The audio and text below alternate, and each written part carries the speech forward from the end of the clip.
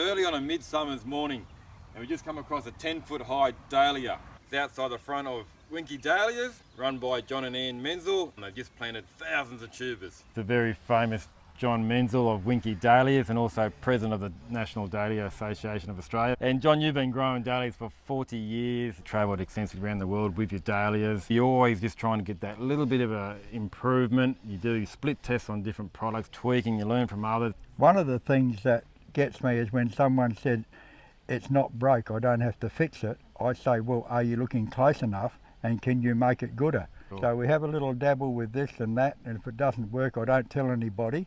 And if it does work, I say, yeah, it worked.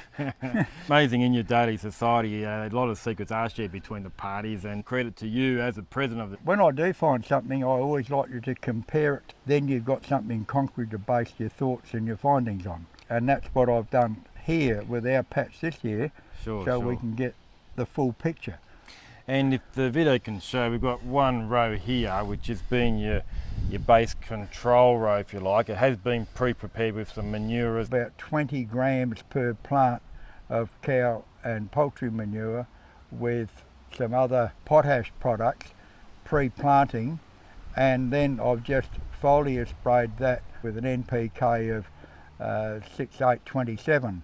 I do that over the whole patch. With this row here, once again, the control row, if you like, you can see it's fairly healthy looking, but the growth tends to be fairly small. Yeah. A little bit of flowering, but it's fairly limited.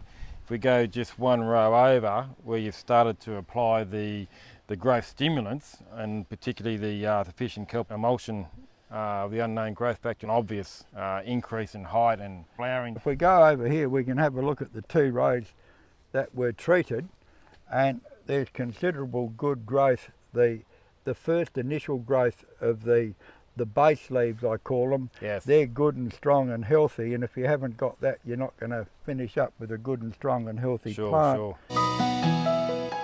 It appears at this stage, unknown growth factor is coming up and bringing the flowers into bloom earlier. The colour intensity is absolutely outstanding. Sure.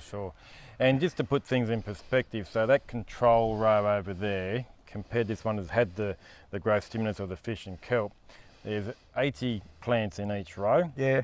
And you're putting approximately 50 mils of the concentrate solution per week per row. I put 50 mils in a 10-litre watering can, sure, and I just run over the top of the plant. So effectively each plant is getting around about 0.6 mils of the concentrate per week. That's not very much, is it? No, in the scheme of things it's not a lot, but as you can see, the difference in the control row compared to these two rows is absolutely significant. Yeah. And it almost baffles the science of it all to think 0.6 mils could make that difference per plant per week, but yeah, it's obvious throughout this whole yard that that's what's occurring. And I operate on the theory of little and often is far better than one big dose every 6 weeks, because that doesn't work. This is where we see a fair bit of considerable difference. You can see by the number of flowers that are out early now, good stem qualities and all that sort of stuff, which is great when it comes to the exhibitor's point of view and the cut flower trade.